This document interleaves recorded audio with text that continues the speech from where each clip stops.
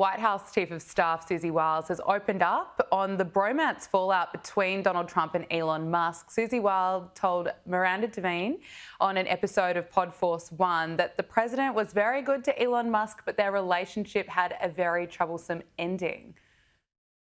He knew things we didn't know. He knew people and technologies that we didn't know. It was a great thing when it was a great thing, and I had a very troublesome ending.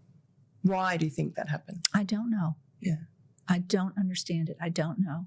I know that what has been said doesn't ring accurate to me, but I don't know. I enjoyed working with Elon. I think he's a fascinating person and sees the world differently. And I think that's probably what the president saw too, just a little bit different than the average Joe. But it certainly came to not a good ending. James, it doesn't appear as though they'll be patching things up anytime soon, especially now that Elon wants to launch this third political party. No, I mean, I was slightly surprised just by how conciliatory Susie Wilds was in that clip. I mean, she's not really going after Elon or attacking him or criticizing him. She said it was a great thing when it was great and it had a bad ending. And it sounds like that's the closest thing to the truth that we've had. I don't necessarily buy that the falling out was over the debt and energy credits. I mean, Elon Musk knew about these energy credits being removed and these EV mandates being removed months prior to this bill's passage. So I don't think that's the whole story. And Trump is a fascinating man as well. He likes to surround himself with titans of industry, with intelligent people, and the best of the best. So you could see why this partnership was going to be a successful one. And it's just a shame that it ended the way it did. Now, Musk's third party plan, the America Party, as he calls it, it's a fool's errand. That's never going to take off. Third parties are always doomed to fail in America. And I think this is a little bit of a bruised ego, trying to speak out, trying to emphasize that he still has some influence. But look, just take a peek at his Tesla stock after he made that announcement. It's down by 7%. So I think for the time being, Elon would be doing everyone a favor by just stepping away from politics for a little bit, focusing on his great companies and returning with a bit more of a level head. Yeah, I think you're right there. James, I've just returned from New York City, which could be in a bit of trouble or a lot of trouble if socialist, radical, anti-Israel Zoran Mamdani becomes mayor. Now, I was there for the 4th of July weekend, and of course, 4th of July is a day where patriots just show how proud they are of their country, as well as the sacrifices that the heroes have made to protect the United States of America. Yet Zoran Mamdani has shown really no gratitude for America and the opportunities he's been afforded. Here is Vice President J.D. Vance blasting him for disrespecting America on Independence Day. There is no gratitude in those words. No sense of owing something to this land and the people who turned its wilderness into the most powerful nation on earth. Zoran Mamdani's father fled Uganda when the tyrant Idi Amin decided to ethnically cleanse his nation's Indian population. Mamdani's family fled violent racial hatred, only for him to come to this country, a country built by people he never knew, overflowing with generosity to his family, offering a haven from the kind of violent ethnic conflict that is commonplace in world history, but it is not commonplace here. And he dares, on our 249th anniversary, to congratulate it by paying homage to its incompleteness and to its, as he calls it, contradiction. J.D. Vance continues, that's only a snippet of his speech, but he's absolutely right for calling Mamdani out for this. Completely. And it's such a striking difference from civil rights leaders in the past, people like Martin Luther King, who would always stress that the sort of beauty behind America's idealism and its founding principles. And he would be calling on Americans to hark back to those principles. It seems like Mamdani's doing the complete opposite. He's almost shunning those principles and saying, we have to do better. We have to do something different.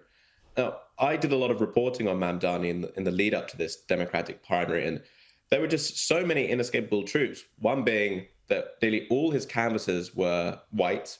They were all pretty well off. And almost all the working class voters that I spoke to did not support Mamdani. And that was borne out by the data in that Democratic primary result. We saw most voters earning over $100,000 supporting Mamdani, even people living on Wall Street.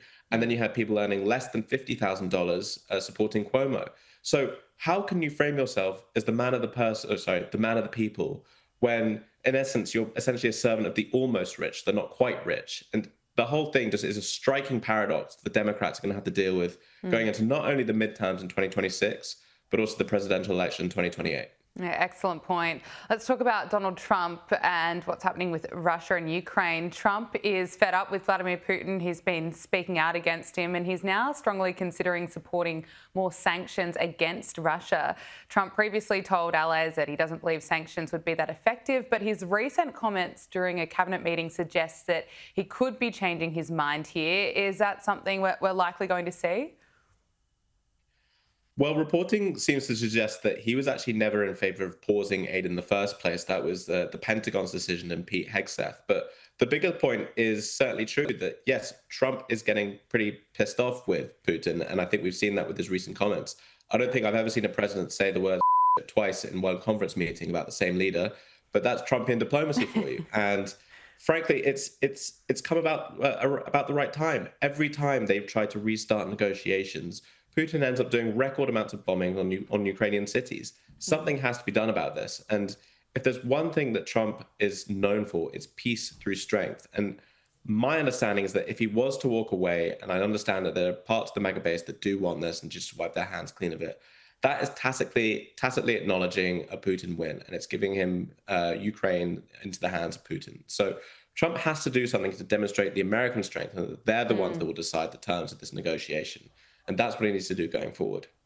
Something a little bit more lighthearted. The new Superman movie is coming out, and we know that Hollywood likes to destroy great classic American films by making them woke, and it appears that Superman is going to be no exception. Let's just look back at the original.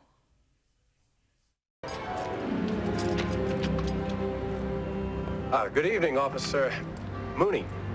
Well, they say confession's good for the soul. I'd listen to this man. Take him away. Now, the new Superman, to quote the director James Gunn, is about immigration and it's about politics. Let's just look at the trailer. Today, the Secretary of Defense said he was going to look into your actions. That's funny. My actions? I stopped a war. Maybe. Not maybe. I did. In effect, you illegally entered a country. This is how you're gonna be? I'm not the one being interviewed, Superman. Did you consult with the president? No. You seemingly acting as a representative of the United States. I wasn't representing anybody except for me and doing good. It's already getting backlash, and you can see why. James, how's this going to be received? Well, look, I'm so bored of these remakes, sequels, and spin-offs that there was very little chance of me watching this film in the first place. But since learning about the so-called political message behind it, I'm definitely not going to see it now. And these kind of efforts to just politicize all pop culture is just so exhausting. And it just makes no business sense either. Why would you try and alienate half the viewing population in America by doing something like this? And it's just such a ham-fisted way of going about it. Calling Superman an illegal immigrant, we have to look after our immigrants. It just makes completely no sense whatsoever. So, look, we've seen this before. It's going to happen again. For some reason, Hollywood just has to share their opinion, even though no one in the American or Western public actually wants to hear this kind of thing. It's something we have to put up for it. But in due course, you have to hope that the public will vote with their feet and they will stop seeing this junk. And then actors and directors and all of Hollywood will stop preaching. That's my dream. One day, yes, I share the dream with you. James, I want to talk to you about Greta Thunberg. The activist made a fool of herself when she went on board that selfie yacht to Gaza, then claiming she was kidnapped by Israel when she was denied entry into Gaza and was sent straight back home. But now the Gaza Freedom Flotilla is set to set sail again to Gaza. The activist group said that we're not backing down and announced the ship will be setting sail from Italy on July 13th, though it's not clear if Greta Thunberg will be joining this time around. How's this going to end up? I could be wrong here, but I'm starting to think Greta Thunberg might like attention. And I have to say that this is like, it beggars belief what she is even doing here. I mean, I thought she was a climate activist, and I'm not really sure what a conflict in the Middle East has to do with the environment. So it's a very strange pivot from her. It's performative politics at its finest. It achieves absolutely nothing. And if anything, it just galvanizes the sides against you. I want to stress that in that first attempted voyage, not only did they fail to get to Gaza, but they were then taken to an Israeli port and fed sandwiches by the IDF. Sandwiches, by the way, that probably could have gone through a humanitarian corridor and end up in Gaza. So again, I have very little sympathy for these kind of efforts. They don't achieve anything that they state to claim or state to want to aim. And the whole thing needs to be put to an end. I hope she does not participate in it. James Billow, we have to leave it there. It's so good to talk to you. Thank you so much for joining us on Power Hour. Thank you.